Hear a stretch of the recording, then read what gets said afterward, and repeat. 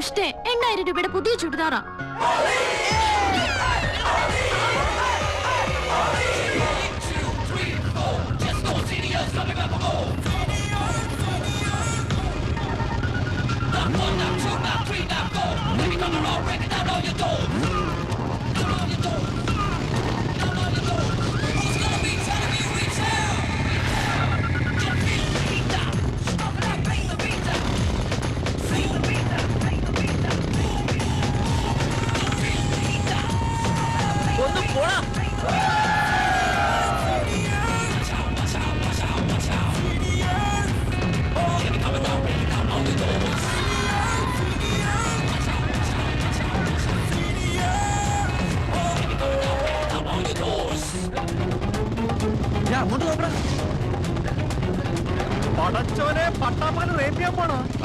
Campus പുരോഗമിച്ചോ?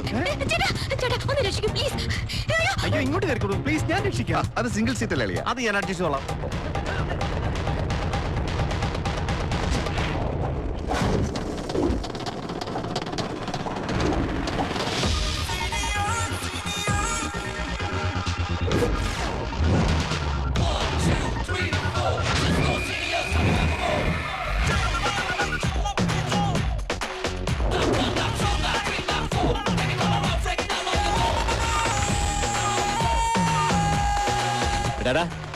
എന്ത് തോന്നിയ സാറേ കാണിക്കുന്നത്? പട്ടാപ്പകലൊരു പെങ്കൊച്ചിനെ ഓടിച്ചിട്ട് പിടിക്കാൻ നോക്കുന്നു. അതും റേപ്പ് ചെയ്യാൻ? ഇതേ ഞങ്ങളുടെ സ്ഥല, ഞങ്ങൾക്ക് സൗകര്യമുള്ള പോലെ ചെയ്യും. ഇയാളുടെ പെങ്ങളൊന്നും അല്ലല്ലോ. വെറുതെ ക്രിക്കറ്റ് കുത്തുവാങ്ങാതെ അണ്ണമാരെ ലാൻഡ് വിട്. താരത്തിൽ പോയി കളിക്കടാ. മൂട്ടിലെ ചോപ്പ് മാറിയിട്ടില്ല, മുട്ടാൻ വന്നേക്കണ്. ഒരു കാര്യം പറഞ്ഞേക്കാം, 2 വർഷം ഞങ്ങൾ ഇവിടെ ഉണ്ടാവും. MA ഫിലോസഫിയില് നിന്നേക്കൊന്ന് ശരിയാക്കാൻ പറ്റുമെന്ന് ഞങ്ങൾ നോക്കട്ടെ. അയ്യോ, നോക്കി പേടിപ്പിക്കലടാ. പോടാ ചേക്കാ, പോടാ പോടാ. എന്താടാ കുറ്റി അടിച്ച പോലെ നിൽക്കുന്നത്? അയ്യോ, അവനെ അവള് കുത്തി.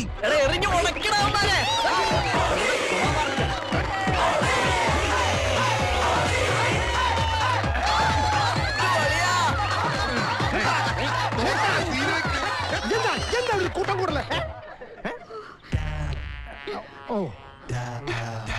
ഞങ്ങളൊന്ന് ഹോളി ആഘോഷിച്ചതാ സർ. ഹോളിയോ?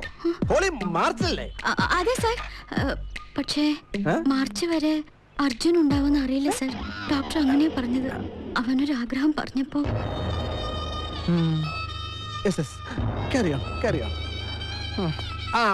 പിന്നെ ഉമ്മാരുടെ കൂടെ കൂടാനോ ഉമ്മാരെ കണ്ട് പഠിക്കാനോ ശ്രമിക്കരുത്. ജന്മം തൊലഞ്ഞു പോകും. സിൽസില ഹേ സിൽസില, സിൽസില ഹേ സിൽസില, സിൽസില ഹേ സിൽസില, സിൽസില ഹേ സിൽസില. സോറി ട്രകുട്ട, ഞങ്ങൾ അറിഞ്ഞില്ലല്ലോടാ നിന്റെ പ്രശ്നം.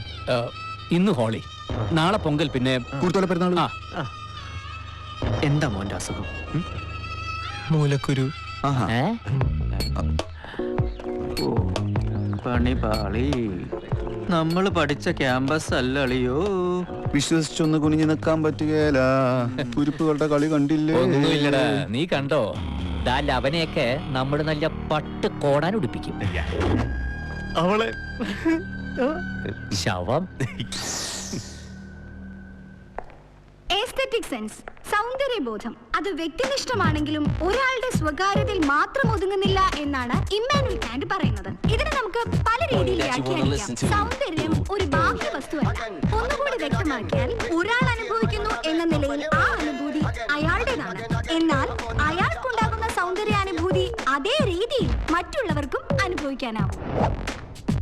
അങ്ങനെ സൗന്ദര്യാസ്വാദനം ഒരേ സമയം പേഴ്സണലൈസ്ഡും ജനറലൈസ്ഡും ആകുന്നു.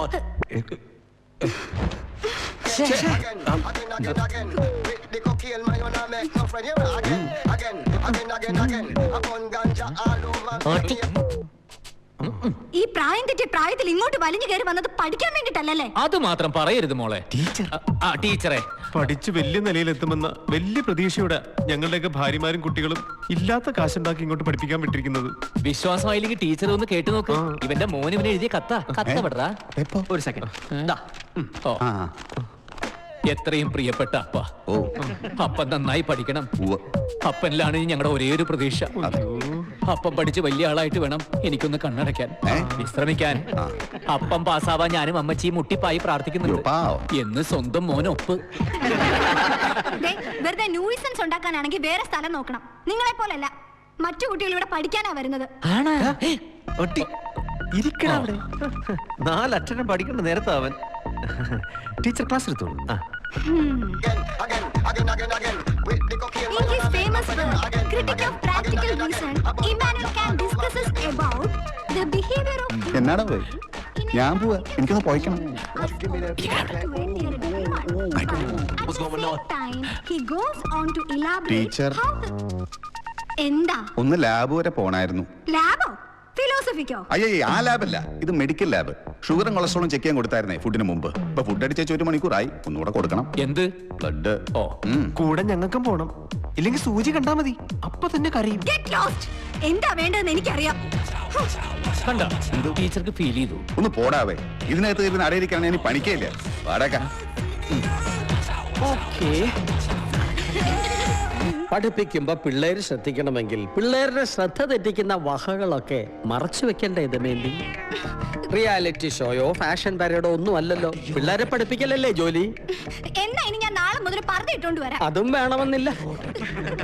ഞാൻ പിള്ളേരുടെ കാര്യമല്ല പറഞ്ഞത്, ആ 4 മുതുക്കന്മാരുടെ കാര്യ. അടിയോടി സാർ കൂടെ അറിഞ്ഞോണ്ടാണോ ഹോംവർക്ക് ഇവിടെ അഡ്മിഷൻ കൊടുത്തത്? മെറിറ്റ് ഉണ്ടോ അഡ്മിഷൻ കൊടുക്കണം. പിന്നെ PG കോഴ്സിന്റെ കാര്യത്തിലാണെങ്കിൽ പ്രായം ഒരു പ്രശ്നമല്ല. എവിടെ കാണട്ടെ? ദാ. Rasheed Munna, Rex Emmanuel, Philip പിടിക്കുള, പത്മനാഭൻ, പപ്പു പപ്പു.